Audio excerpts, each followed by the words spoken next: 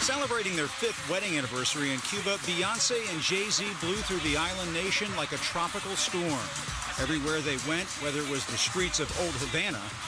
I really wanted to see her because I liked many of her songs. But because of the half-century-old embargo on Cuba and the Castro brothers, Americans are required by law to ask the U.S. government for permission first. Florida Republican Congresswoman Ileana Ros-Lehtinen says she feels betrayed. She fired off a letter to the Treasury Department questioning whether Beyonce and Jay-Z violated U.S. travel restrictions on Cuba. I'm saying that there are many places that are pleasant, that you don't feel like you're being a pawn in the game of this communist tyranny. I'm not saying that they should be politicians, but be sensitive to the cruelty of this regime. The White House was very quick to distance itself suddenly from Jay-Z's trip.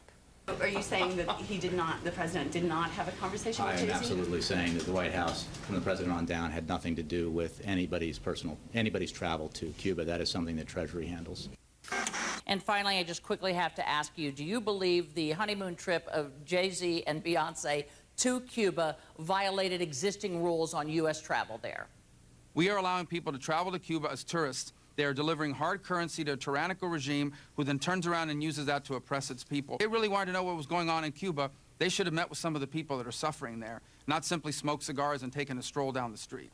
Senator Marco Rubio, we thank you for your time. One correction from me, that was actually not a honeymoon trip, but an anniversary trip. Thank you so much on guns, on immigration, and on Beyonce and Jay-Z. We appreciate it. Thank you.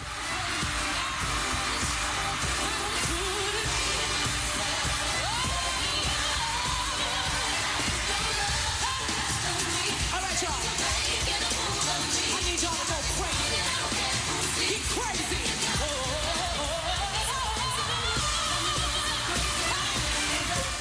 Buenas noches, bienvenidos. Hemos iniciado el programa con esta impactante figura de una mujer muy exitosa y comprometida como Beyoncé para hablar de algo que a veces perdemos de vista, el brutal bloqueo impuesto a Cuba. Vengo de Cuba, vengo de esa formidable experiencia que significa caminar por la isla, estar con su gente, conocer su historia. Eran los días del Moncada, 60 años del asalto al Moncada, que aunque resultó una frustración militar en aquel momento, fue el comienzo de todo, el comienzo de Fidel, el comienzo de la maravillosa historia de soberanía, de dignidad, de independencia de los poderes económicos mundiales de esa isla que es una verdadera metáfora de la dignidad. Pero el bloqueo, al que alude la presentación que hicimos con Beyoncé, le ha costado a Cuba en todos estos años 110.000 millones de dólares por lo bajo. Imaginen ustedes, pensando por ejemplo en que Chevron ha invertido 1.200 millones y monedas en YPF, y que eso nos parece algo verdaderamente importante, y vaya si lo es, lo que significan para Cuba 110.000 millones de dólares, lo que sería para la Argentina que le den una inyección de 500.000 millones de dólares. Entonces sí, que veríamos un resultado ampliamente exitoso, además de esa soberanía y dignidad que mantiene Cuba. El programa de esta noche está dedicado a esto, está dedicado a los años 90, como ya recorrimos ese camino la semana pasada, para que no repita América. Este es nuestro sueño, aquello que nos sucedió de indignidad, de vivir de rodillas frente al imperio económico del mundo, que no nos pase de nuevo. Por eso es que insistimos con el tema del capitalismo y de los años 90.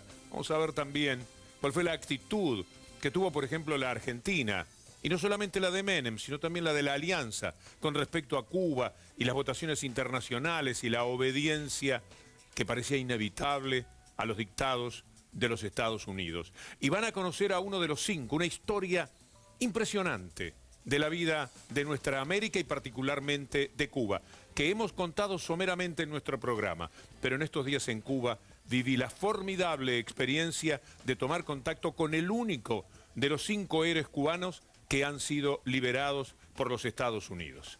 La real presentación del programa es justamente este tema con una figura que les va a impactar tanto como Beyoncé y que también tiene que ver con ese mundo de Hollywood y de las artes, pero también del compromiso, que vaya si lo hay en muchos casos en los Estados Unidos.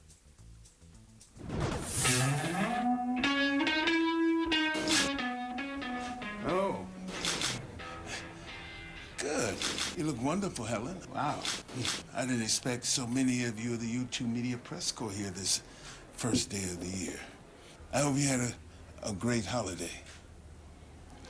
All right, ladies and gentlemen of the media, I've come to reveal information about the case of the Cuban Five. Huh? What's that? The Five what? Okay, the Cuban Five were Cuban agents. They were sent to Miami to infiltrate violent groups of Cuban exiles. These Cuban exile groups were planning and carrying out violence in Havana. When did this happen?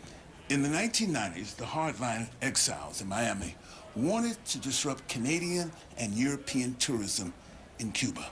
So they blew up hotels, clubs, and restaurants to demonstrate that Cuba was not a safe place. To cut off funds Cuba got from foreign tourism. Here, see for yourself. So who exactly did this? Luis Posada Carriles. No voy a decir, como dicen ustedes los americanos, no comento. The Cuban Five uncovered terrorist plots by infiltrating the violent Cuban exile groups in Miami. They passed the information on to the FBI, and the FBI even intercepted a huge cache of illegal explosives on the Miami River, thanks to these 5 Cuban agents. Wow, that's quite a story, Danny. And what happened in the 1990s? In 1998, the FBI arrested the Cuban Five. The Justice Department charged them with conspiracy to commit espionage. A Miami jury convicted them, and a Miami judge slapped them with excessively long sentences. One of them received 2 life sentences. And how come nobody knows this? Didn't they get a fair trial? Imagine what 5 Cuban agents faced in Miami in 1998. An intimidated jury, a judge that always sided with the prosecution. I hope you out there in the U2 Press Corps find out more information and spread the word about the injustice done to the Cuban Five. And tell President Obama to free them. A real humanitarian gesture. Obama, give me 5, es el dicho que normalmente termina con todo lo que se hace dentro de los Estados Unidos, muy poco por cierto, hablando de los 5 héroes. Es buena la idea de que Danny Glover está allí hablándole a nadie, porque nadie escucha de estos temas. No es una historia conocida en los Estados Unidos. Julieta Camaño, buenas noches, señora. Muy buenas noches, ¿cómo estás, Víctor Hugo? Bastante lo de Danny Glover participando de algo así, La verdad ¿no? que sí, bueno, pero como veíamos no es el primer artista que, digamos, de alguna manera se vincula con Cuba, defendiendo los derechos de todos los cubanos en el mundo, ¿no? Con qué énfasis lo hace, y vamos a ver más adelante algo todavía más cinematográfico. Sí, y me gustó lo de Beyoncé. Me gustó mucho lo de Es muy Beyoncé, interesante, que fue además, muy verla a Beyoncé criticada. para empezar el programa tenía su Sí. ventaja, ¿no? Tal Sí. cual. Bueno, te voy a presentar, Víctor Hugo, a vos y a todos los que nos están mirando, a nuestros invitados en el Twitter, en @BDL Víctor Hugo. En el día de hoy estarán tuiteando con nosotros, en primer lugar, Ana Jaramillo. Ella es la rectora de la Universidad de Lanús. Ella nos ha saludado, dice buenas noches, Víctor Hugo, y a toda la producción. Felicitaciones por hacer el programa sobre la Cuba resistente. También estará tuiteando con nosotros Delia Bisuti. Ella es legisladora por Nuevo Encuentro por la Ciudad de Buenos Aires. También nos ha saludado y ya opina sobre lo que ha visto hasta el momento. Dice, Beyoncé fue a Cuba y Estados Unidos se arroga ser dueño de las voluntades de sus ciudadanos. Estuve en Cuba más de una vez, estuve con Fidel y palpé a un pueblo solidario y alegre que defiende y conoce a su país. Y en tercer lugar estará tuiteando con nosotros Patricio Chegaray. Él es el secretario general del Partido Comunista en la Argentina. Dice, buenas noches, Víctor Hugo, gracias por la invitación para hablar de este cambio de época en América Latina, iniciada con el Moncada. Todos estos tweets en @BDL Víctor Hugo. Nosotros rechazamos terminantemente todo intento de fiscalización, todo intento de inspección de nuestro país. A nuestro país no lo inspecciona nadie. Nosotros sabemos lo que hacemos y sabemos cómo debemos defender nuestra integridad y nuestra soberanía. Nos amenazan con ser nosotros blancos de ataques nucleares. No nos asustan. Tenemos que saber vivir en la época que nos ha tocado vivir y con la dignidad que debemos saber vivir. Todos, hombres y mujeres, jóvenes y viejos, todos somos uno en esta hora de peligro. Y nuestra, de todos, de los revolucionarios, de los patriotas, será la misma suerte.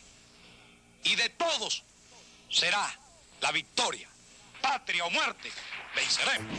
Se levanta un pueblo entero lleno de angustia, luchando por su digna patria, lograda con el coraje, desgarrando cada día con sus principios éticos el vil imperio, su adversario político, que siempre ha combinado el engaño con la ignorancia para darse a conocer a toda voz. Pero el mundo conoce su verdadero rostro, porque cuando un pueblo enérgico y viril llora, la injusticia tiembla. Llora un pueblo y muchos más por una injusta causa que será juzgada por el mundo hasta el final. René, dice allí todo por la revolución. Ese sentimiento lo ha acompañado todo este tiempo. Toda mi vida. Para mí la revolución es una vocación. Yo tengo dos vocaciones, una que es ser piloto y la otra es la revolución. ¿Cuál ha sido la historia? ¿Cuál ha sido la verdad, René? ¿Qué fueron ustedes a hacer en los Estados Unidos? ¿De qué los han acusado? ¿Cuáles son las verdades y mentiras de esta historia? Nosotros estábamos básicamente protegiendo la soberanía del pueblo cubano y la vida de los cubanos. Durante 50 años la ciudad de Miami ha sido una guarida de grupos terroristas que en un primer momento, inclusive entrenados, financiados y preparados por la CIA, en el contexto de aquella época de la invasión de Playa Girón, de la crisis de los cohetes y un poco más acá, las bandas contrarrevolucionarias en el Escambray, se dedicaron a cometer acciones terroristas contra Cuba que han costado cientos de vidas.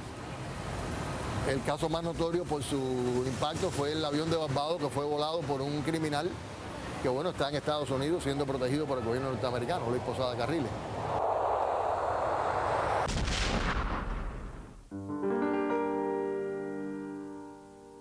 No podemos decir que el dolor se comparte. El dolor se multiplica. Millones de cubanos lloramos hoy junto a los seres queridos de las víctimas del abominable crimen. Y cuando un pueblo enérgico y viril llora, la injusticia tiembla.